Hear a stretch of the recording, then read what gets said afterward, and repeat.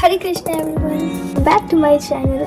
I am Priya and as you all know आज मेरा RPG का एग्ज़ाम था थर्ड शिफ्ट और अभी थोड़ी देर पहले ही मैं घर आई। यार पेपर पूछो मत, इतना मतलब देखो हार्ड मैं नहीं बोलूँगी कि हार्ड था, ठीक है, मॉडरेट लेवल पे था। जहाँ पे आपको मेन काम करने की ज़रूरत है वो है यहाँ पे टाइमिंग। मतलब timing is a main factor. Time पे सब कुछ हो गया ना तो सब कुछ सही है, और टाइम पे नहीं हुआ तो कुछ नहीं हो पाएगा। So focus on time, accuracy भी चाहिए इतना। मतलब मैथ्स का पेपर मैं बताऊँ ना तो फिर मैथ्स का पेपर बन जाता सारा कुछ अगर टाइम रहता। तो इतना ज़्यादा कैलकुलेशंस था ना, पता है 4 डिजिट्स नंबर पे डिवाइड था।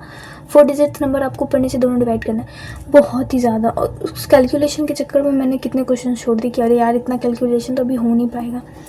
बहुत लास्ट पता है, लास्ट में मेरा ना मैं 40 समथिंग क्वेश्चन में थी और फिर मैंने देखा टाइम और टाइम भी 40 ही था and I was like oh God, ये तो बहुत ज़्यादा प्रॉब्लम हो गई। मैंने तो अभी तक सारे क्वेश्चंस भी नहीं देखे।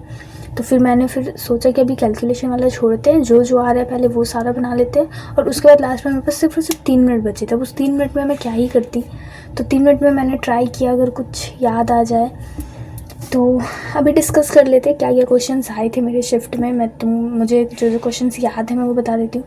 मेमोरी पावर ऐसे मेरा कम है तो ज़्यादा कुछ तो याद है नहीं, बट मैं रास्ते भर ना याद कर कर के आ रही थी कि मेरे को बताना है कि क्या क्या था क्वेश्चंस। तो 2-3 क्वेश्चंस मैं आपको बता दे रही हूँ जो कि मुझे याद है। 2-3 नहीं, एक्चुअली हम अच्छे से रिवाइज पूरा मैं बता देती हूँ आपको ओवरव्यू कि कैसा एग्ज़ाम गया और कैसा हुआ।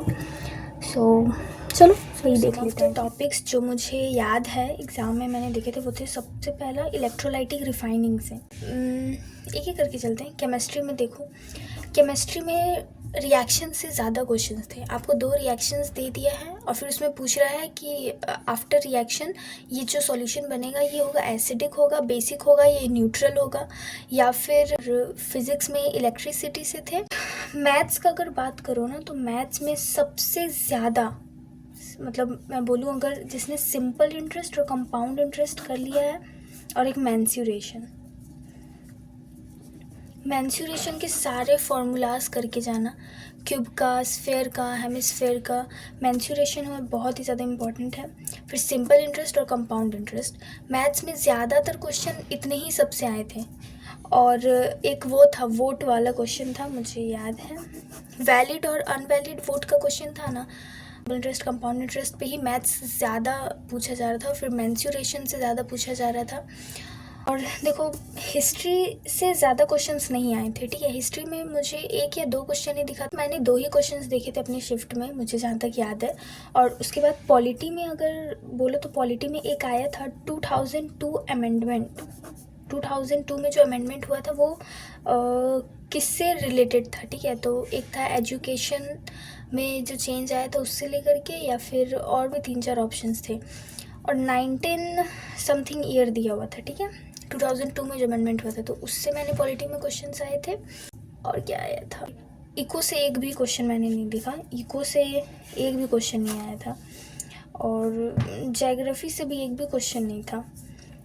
पॉलिटी से था, हिस्ट्री से था, और फिर केमिस्ट्री से बहुत सारे थे, फिज़िक्स से भी थे बहुत सारे, फिर मैथ्स से सबसे ज़्यादा। में कैलकुलेशन एट इट्स पीक, मतलब इतना ज़्यादा कैलकुलेशन ना, मतलब डिजिट्स देखो ऐसे ऐसे 4-5 डिजिट हैं और आपको डिवाइड करके 4-5 डिजिट से डिवाइड करना है। दिस टाइप का कैलकुलेशन था।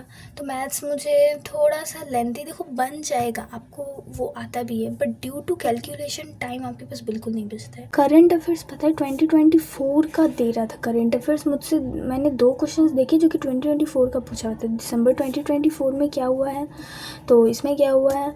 सो करंट अफेयर्स आई गेस 2025 से तो मेरे शिफ्ट में एक भी क्वेश्चन नहीं था, 2024 से था। फिर मैथ्स में बहुत सारे क्वेश्चंस थे ऑफ कोर्स। रीजनिंग ठीक था, रीजनिंग में मॉडरेट नहीं, इजी ही बोलूँगी, रीजनिंग में कोई इजी लगा। अब देखो सारे पेपर्स हो गए, सारे शिफ्ट भी हो गए। अब 25 को जिनका जिनका एग्ज़ाम है, मैथ्स थोड़ा ज़्यादा फोकस करना चाहिए, simple interest, compound interest, mensuration, boat पे, परसेंटेज पे, these are the very important topics, that's it. हाँ, क्वाड्रेटिक इक्वेशन, क्वाड्रेटिक इक्वेशन से भी बहुत बहुत नहीं, 3-4 क्वेश्चन थे। ओवरऑल अगर मैं कहूँ तो आई हैव अटेम्प्टेड 61 क्वेश्चंस। मैंने नेगेटिव मार्किंग वाले क्वेश्चंस अटेम्प्ट नहीं किए कि नहीं आ रहा है फिर भी कुछ भी अटेम्प्ट कर दो। मेरे को जितना आया मैंने उतना ही अटेम्प्ट किया।